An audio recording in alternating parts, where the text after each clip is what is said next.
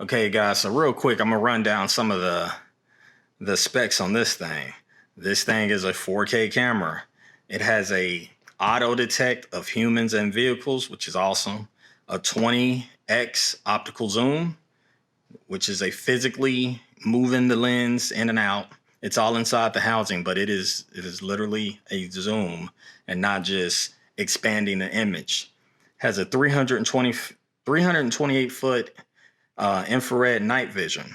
It's IP66 and advanced H.265 plus video compression or codec. And it does support ONVIF, that's Open Network Video Interface Form. Also has a built-in microphone. So let's go ahead and get this thing open and take a look at it here. All right, got a thank you card. Another thank you card with some information on some downloads and whatnot. Manual, yeah, you can download the manual. And then here is a physical copy of the manual. So like I say, this is the PTZ-4820, but it does have a very similar form factor, if not exactly the same as the 4620. So this housing is all metal. This part is plastic down here.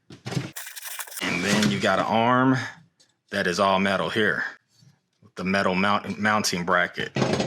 This will go around this if you have to make your connection, outside in weather so that your connection can be weatherproof with your RJ45 connector. And here you do have a 12 volt connection, but this camera does support PoE, that's power over Ethernet.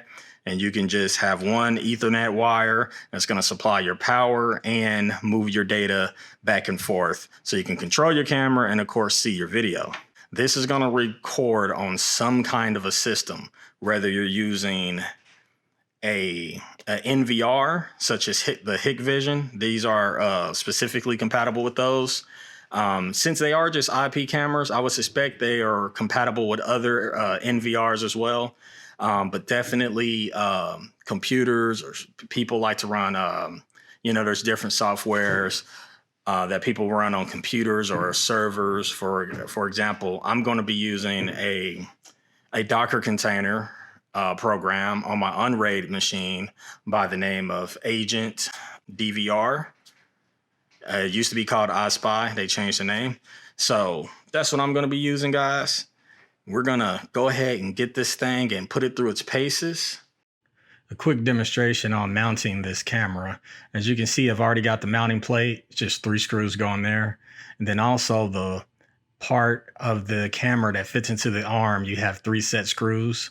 So I've already got those in there. You tighten the set screw at the bottom to lock it on, and you're good to go.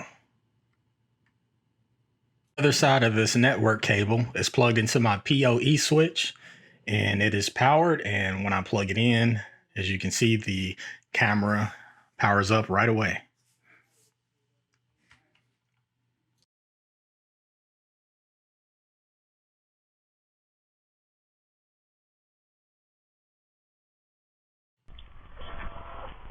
So look how the camera is scanning across, and then it finds me.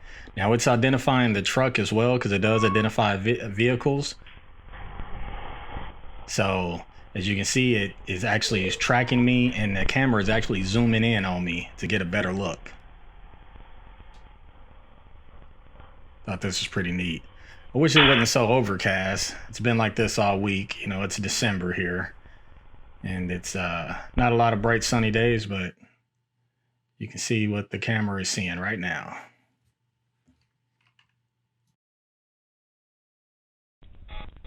So I thought this clip did a good job of displaying the tracking ability of this camera. And notice how the camera zooms in on the person to get a better view of the subject. You can see it's tracking the person, and it is identifying the vehicle as well. You can set these identifiers up as alerts if you want to, that can do push notifications to your phone, vehicles entering your property, people.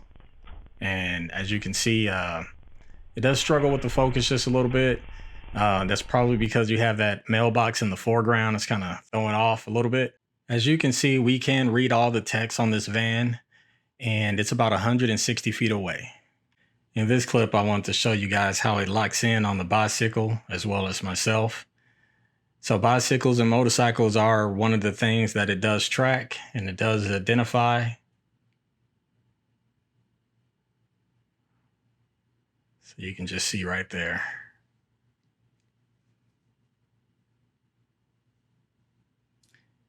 You see it zooming back to 1x as I'm getting closer to the camera. So I went on to one of those GIS websites that has a measuring tool, and I was able to measure from where my camera is sitting to where this basketball goal is. And as you can see, it's 162 feet or 49 meters, just about 50 meters. So guys, it's now dark out. The area is being illuminated with some lights from people's front porches and things, but most of this is the infrared lights on the camera. This is 162 feet away, and as you can see on the backboard of the basketball goal, we can't make the text out, and that's all being illuminated with the infrared light. Even several hundred feet behind that, you can see trees in the park as well. All right, guys, that's all I got for this video. I appreciate you watching this far. If you like this video, please like and subscribe. I also did a video on the PTZ-4820. That's the Ultra HD version of this camera.